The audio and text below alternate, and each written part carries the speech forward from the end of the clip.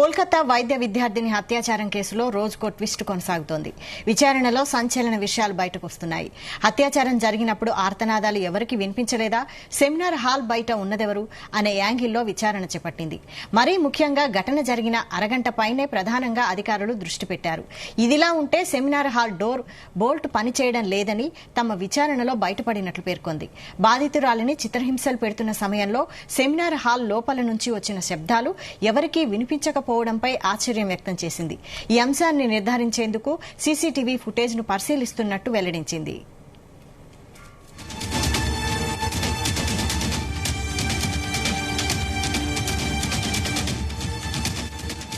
ఇదే అంశంపై మరిన్ని details crime bureau chief Raviteja అందిస్తారు. రవితేజ, కోల్కతా వైద్య విద్యార్థిని అత్యాచారం కేసులో అనేక ట్విస్టులు వెలుగులోకి వస్తా ఉన్నాయి. సిబిఐ విచారణ జరుపుతున్న కొద్దీ అందరినీ అనుమానాలు వ్యక్తం చేసే విధంగానే ఈ వ్యవహారం కనబడతా ఉంది అంటూ కూడా సిబిఐ ఇప్పటికే ఒక నివేదిక కూడా తయారు చేసినట్టు తెలుస్తోంది. విచారణలో సంచలన అంశాలు వెలుగులోకి వస్తా ఉన్నాయి. అత్యాచారం జరిగినప్పుడు బాధితురాలు ఇంతగా ప్రతిఘటించి ఇంత కేకలేసినా ఎవరికి వినిపించలేదా, సెమినార్ హాల్ బయట ఉందెవరు, కాపలా కాసింది ఎవరు, సెమినార్ హాల్ డోర్ బోల్ట్ లేదన్నప్పటికీ కూడా ఎవరు లోపలికి వెళ్లేటువంటి ధైర్యం చేయలేదు అంటే ఏదైనా ప్లానింగ్ ప్రకారంగా జరిగిందా అనే దానిపై కూడా కొన్ని సర్వత్రా ఉత్కంఠమైనటువంటి అనుమానాలు వ్యక్తం అవుతా ఉన్నాయి. మరి ముఖ్యంగా ఈ ఘటన జరిగిన అరగంటకు పైగా ప్రధానంగా అధికారులు దృష్టి పెట్టడము, సెమినార్ హాల్ డోర్లు బోల్ట్ పనిచేయకపోవడము, ఇప్పటికీ తమ విచారణలో ఈ అంశాలన్నీ కూడా వెలుగులోకి వచ్చాయి. బాధితురాలని చిత్రహింసలు పెడుతున్నటువంటి సమయంలో సెమినార్ హాల్ లోపల నుంచి వచ్చిన శబ్దాలు ఎవరికి వినిపించకపోవడంపై మాత్రం సిబిఐ ఆశ్చర్యం వ్యక్తం చేస్తా ఉంది. సెమినార్ హాల్ బోల్ట్ విరిగిపోయింది అంటూ కూడా గతంలో జూనియర్ డాక్టర్లు ఈ ఘటన తర్వాత స్టేట్మెంట్ ఇవ్వడము, తోటి విద్యార్థులంతా కూడా స్టేట్మెంట్ ఇవ్వడము, నేరం జరుగుతుండా ఎవరి లోపలికి రాకుండా ఉండేందుకు హాల్ బయట ఎవరినైనా సహకరించారనే ఒక కోణంలో కూడా సిబిఐ ఈ విచారణ అనుమానం వ్యక్తం చేస్తా ఉంది. ఈ అంశాన్ని నిర్ధారించేందుకు సీసీటీవీ ఫుటేజ్ ని సిబిఐ పరిశీలిస్తా ఉన్నామనే ఒక విషయాన్ని కూడా కేంద్రానికి తెలియజేసింది. బాధితురాలని చిత్రహింసలు పెడుతున్నటువంటి సమయంలో సెమినార్ హాల్ లోపల నుంచి వచ్చినటువంటి శబ్దాలు ఎవరికి వినిపించకపోవడాన్ని మాత్రం ఆశ్చర్యానికి కలిగించింది అంటూ మాత్రం సిబిఐ ఈ విషయాన్ని నివేదిక రూపంలో అందజేస్తా ఉంది.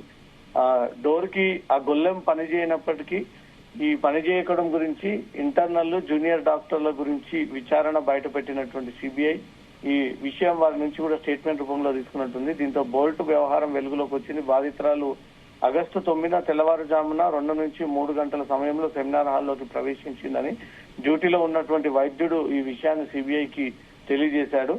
ఈ కేసుకు సంబంధించి medical college principal Sandeep Ghosh ను సిబిఐ ఇప్పటికే ప్రశ్నించలో ప్రధాన నిందితుడిగా ఉన్నటువంటి సంజయ్ రాయ్ ని కూడా విచారిస్తూ ఒక పక్క వివరాలు సేకరిస్తోంది. తన లై డిటెక్షన్ టెస్ట్ లో కూడా తనకు ఏదీ తెలియదు, తనకు ఈ అత్యాచారం జరిగినట్టుగా తెలియదు, ఇదంతా తన పైన కావాలని కల్పితంగా పోలీసులు కేసు పెట్టి తనను చిత్రహింసలు గురి చేస్తా ఉన్నారన్నట్టు కూడా ఇప్పటికే అతను సిబిఐ కూడా ఈ వాంగ్మూలం వివరించింది. అయినప్పటికీ కోర్టు మాత్రం అతనికి జ్యుడిషియల్ రిమాండ్ విధిస్తూ తన కస్టడీలోకి తీసుకొని విచారణ చేపట్టి ఆ సెమినార్ హాల్లో జూనియర్ డాక్టర్ పై జరిగినటువంటి అఘాయిత్యానికి సంబంధించి అంతకు ముందు రోజు ఆ ఘటన జరిగిన తర్వాత ఎవరెవరు ఉన్నారో వీళ్ళంతా కూడా స్టేట్మెంట్స్ తీసుకోండి, సీసీటీవీ ఫుటేజ్లు ప్రముఖంగా సేకరించి ఇతనితో పాటు ఇంకెవరైనా ఆసుపత్రి వర్గాలు సహకరించారా, ఇతనితో పాటు బయట వ్యక్తులు ఎవరైనా ఇతర స్నేహితులు దీంట్లో ఇన్వాల్వ్ అయ్యుండి అతని నేతృత్వంలో ఈ అఘాయిత్యానికి పాల్పడ్డారు. సుమారు కొన్ని నిమిషాల పాటు గంట వరకు కూడా ఈ అమ్మాయి వేధింపులకు గురవ్వడము, ప్రతిఘటించడము,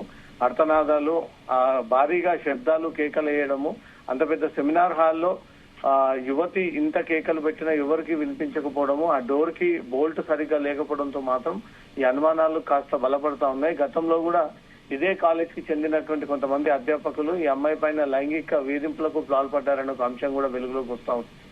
దానిపైన కూడా సిబిఐ విచారణ జరుపుతా ఉంది. అసలు ఈ మెడికల్ కాలేజ్ లో ఏం జరుగుతా ఉంది, ఎప్పటి నుంచి ఇదంతా కూడా సాగుతా ఉంది, ఇప్పటి వరకు ఎందుకు దీనిపైన అధికారులు దృష్టి పెట్టి ఈ వేధింపులకు పాల్పడుతున్న వారిపై దృష్టి పెట్టలేదు. ఒక అన్నోన్ పర్సన్స్ ముందుగానే సెమినార్ హాల్లోకి రావడము, తర్వాత నెక్స్ట్ డే కూడా ఈ హాల్లోకి వచ్చి ఈ అమ్మాయి పట్ల ఈ అఘాయిత్యానికి ఒడిగడుతూ ఉంటుంటే సెక్యూరిటీ సిబ్బంది అంతా ఏం చేస్తా ఉన్నారు, ఎప్పటి నుంచి ఈ వ్యవహారాలు జరుగుతా ఉన్నాయి అనే దానిపై కూడా పూర్తి స్థాయిలో సిబిఐ దీన్ని విచారణ చేపట్టి ఆ నివేదిక అంతా కూడా తయారు చేసి కేంద్ర ప్రభుత్వానికి అందజేసేటువంటి ఆలోచనలు ఉన్నట్టుగా తెలుస్తోంది. ఇప్పుడు వైద్య బాధితురాలు కేసుకు సంబంధించి సిబిఐ విచారణ జరుపుతున్న కొద్దీ కొత్త అంశాలు వెలుగులోకి వస్తా ఉన్నాయి.